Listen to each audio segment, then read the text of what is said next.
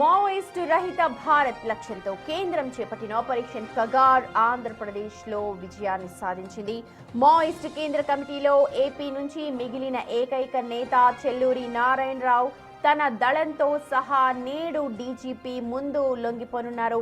ఇప్పటికే కీలక నేతలు తెలంగాణ పోలీసులకు లొంగిపోవడంతో శ్రీకాకుళం జిల్లాకు చెందిన నారాయణరావు ఏపీ పోలీసులతో సంప్రదింపులు జరిపారు. ఈ పరిణామంతో రాష్ట్రంలో మావోయిస్టుల ప్రాబల్యం దాదాపు పూర్తిగా తుడిచిపెట్టుకుపోయినట్లే భావించాలి.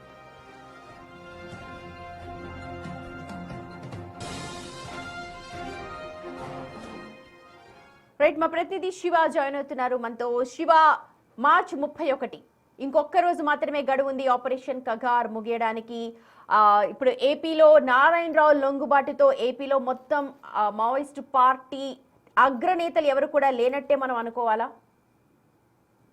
చూసుకుంటే కేంద్ర ప్రభుత్వం ఆపరేషన్ కగార్ పేరుతో ఈ నెల 31వ తేదీ వరకు పెట్టిన గడువుతో ఆంధ్రప్రదేశ్ దాదాపుగా దాన్ని విజయవంతంగా ఆపరేషన్ కగార్ ని పూర్తి చేసింది. శ్రీకాకుళం చెందిన మావోయిస్టుల కీలకమైన నేత నారాయణరావు ప్రస్తుతం కేంద్ర రాష్ట్ర ప్రభుత్వంతో పోలీసులతో సంప్రదింపులు జరిపి తాను స్వచ్ఛందంగా లొంగిపోతానని చెప్పి రాష్ట్ర ప్రభుత్వంతో సంప్రదింపులు జరిపారు. గత కొంతకాలంగా కూడా ఆంధ్రప్రదేశ్ లో మావోయిస్టులకు సంబంధించి పూర్తి స్థాయిలో నిర్మూలించడంతో పాటు అలాగే మావోయిస్టులు లేని ఆంధ్రప్రదేశ్ కోసం ప్రయత్నాలు చేసే దిశగా ఏపీ ప్రభుత్వం ఏపీ పోలీసులు కీలకంగా ప్రయత్నాలు చేస్తున్నారు. దానిలో భాగంగానే ఆపరేషన్ కగార్ లక్ష్యాన్ని ఏపీ ప్రభుత్వం చేరుకుంది. మావోయిస్ట్ కేంద్ర కమిటీ నుంచి ఏపీలో మిగిలిన ఒకే ఒక్కడు చెల్లూరి నారాయణరావు కూడా లొంగిపోయేందుకు సిద్ధమవుతున్నారు. మరికొద్ది సేపట్లోనే ఏపీ డీజీపీ నేతృత్వంలో ఆయన దళ సభ్యులు మొత్తం కలిసి డీజీపీ హరీష్ కుమార్ గుప్తా నేతృత్వంలో లొంగిపోతున్నారు. 1980 నుంచి మావోయిస్ట్ పార్టీకి పెద్ద దిక్కుల దాదాపుగా మావోయిస్ట్ పార్టీ అంటే ఒక దశలో ఆంధ్రప్రదేశ్ అనే స్థాయికి గుర్తింపు పొందింది. కానీ తాజాగా మావోయిస్టులంతా ఒక్కొక్కరిగా లొంగిపోవడంతో ఆంధ్రప్రదేశ్ లో మావోయిస్టుల ఉనికి దాదాపుగా కోల్పోయిన పరిస్థితి కూడా ఏర్పడుతుంది.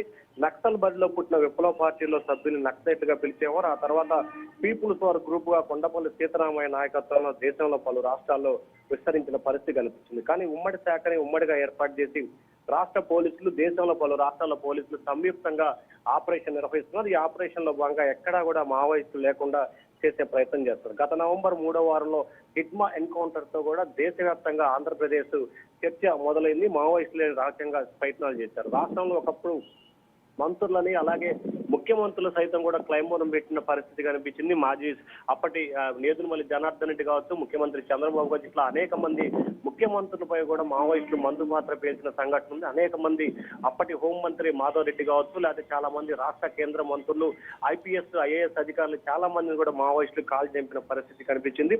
2014 కేంద్రంలో అధికారం వచ్చిన తర్వాత ఎన్డీఏ ప్రభుత్వం జమ్మూ కాశ్మీర్ నుంచి ప్రారంభించి ఉగ్రవాద ధరుణ కారణంలో పూర్తి స్థాయిలో ఈ నెల 31వ తేదీలోపు మావోయిస్టులు లేని రహిత రాష్ట్రంగా తయారు చేయాలని చెప్పి ఏపీ ప్రభుత్వం భావించింది. ఆ దిశగా రాష్ట్ర ప్రభుత్వం కేంద్ర ప్రభుత్వం సంయుక్తంగా ఆంధ్రప్రదేశ్ లో మావోయిస్టులు లేని ప్రాంతంగా తీర్చిదిద్దే ప్రయత్నాలు చేస్తున్నారు.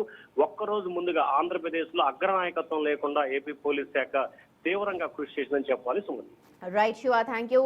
చూడొచ్చు, ఏపీలో శ్రీకాకుళానికి చెందిన నారాయణరావు లొంగిపోతూ ఉన్నారు. ఇవాళ డీజీపీ ముందు మరి కాసేపట్లోనే ఆయన దళం సభ్యులతో లొంగిపోతున్నట్టుగా సమాచారం. ఆపరేషన్ కగార్ ఏపీలో విజయవంతమైందని చెప్పాలి. ఒక్కరోజు ముందుగానే అగ్రనేత చెల్లూరి నారాయణరావు ఇప్పుడు డీజీపీ ముందు లొంగిపోవడానికి సిద్ధంగా ఉన్నారు. మావోయిస్టు రహిత భారత్ దిశగా మరో అడుగు ముందుకు పడిందని చెప్పాలి.